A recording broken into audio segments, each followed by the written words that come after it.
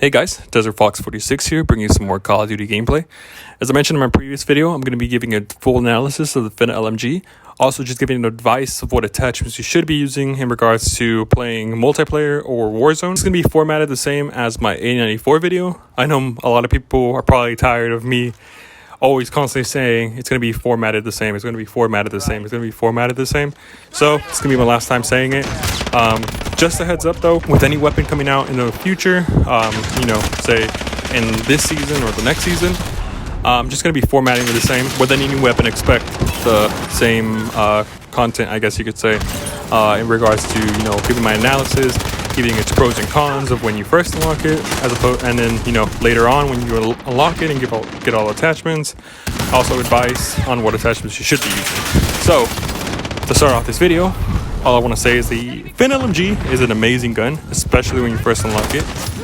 For those that haven't unlocked it, just be aware that you do have to get 7 melee kills with an LMG. If you haven't done it, Shipment is the best option. Get double time, try to get as much movement speed as you can, and just rush people and just melee. Melee, get out, and then do that 6 more times and you'll have the weapon.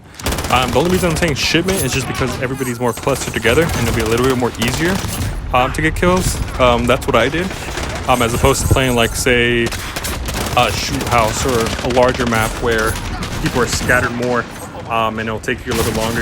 If you run up on an enemy, they'll see you or they'll hear you, and then they'll shoot you down before you get those hits in. So I'd say just do it on Shipment. And when you first unlock the gun, like I said, it's amazing. Doesn't really have any cons. I mean, the only cons, if you want to call them cons, are the things that come associated with LMGs, which, slow reload speed, slow ADS speed. I don't really count that as cons, just because of the fact that all LMGs are like that. So, if you're going to be using an LMG, it's going to have a slow reload speed and slow ADS. So I don't really count those as cons. It seems like it already has all the attachments. Like, it's insanely good. The rate of fire, the first thing you notice, is crazy.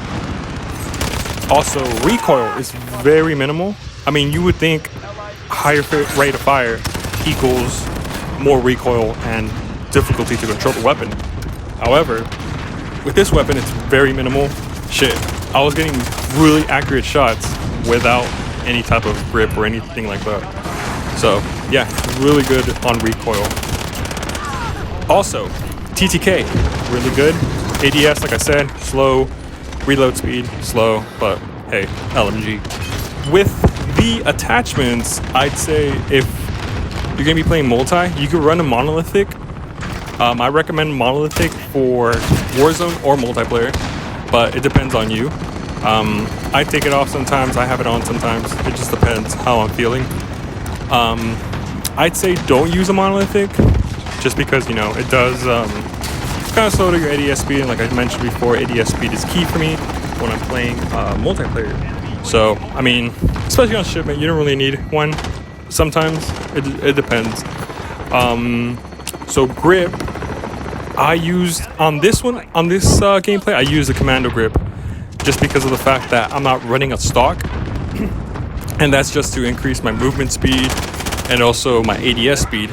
So no stock, commando grip. Recoil does increase a bit with no stock, but it kind of balances out with the commando grip. So if you're gonna be running no stock, make sure you run some type of grip, because it does help you out a little bit to get more accurate shots and have a little bit more control. But if you're going to be running, just a standard stock, don't worry about it. Ammunition, it does come with 3 different ammunitions. The last 2, they're lightweight ammunition, 75 and 100 capacity. That one increases your movement speed. I believe it increases your ADS speed, not too sure. But it does decrease, I believe, range and bullet velocity. So I just stayed with the standard 75. Again, just to have the most ADS as I possibly can, because this weapon doesn't come with a stipple grip tape or anything like that. So, kind of without that. So I'm just trying to increase it as much as I can without jeopardizing the accuracy and minimal recoil as much as I can. Also, iron sights are really good on the weapon. They're not really awkward or anything like that. I didn't really have an issue with them when I first started using them. But you can use a reflex sight. I'm using a reflex sight. just to have that little added accuracy. I mean, if you're gonna be playing Warzone, yeah, use an optic, because that's what I usually recommend on Warzone. Always use an optic, just because those further enemies, you know, it'll be a lot easier if you have some type of optic to be as accurate as you possibly can.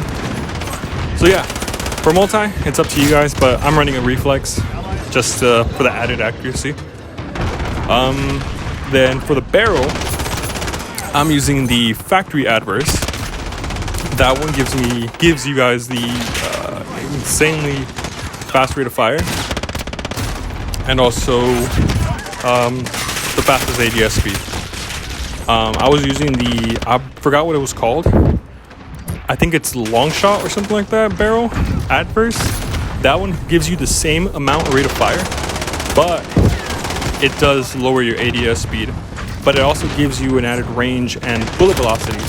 So that barrel I'd recommend for Warzone, because, you know, enemies are further ranges, and, you know, it's a little bit harder for them to, you know, to get the shots where you need them to be.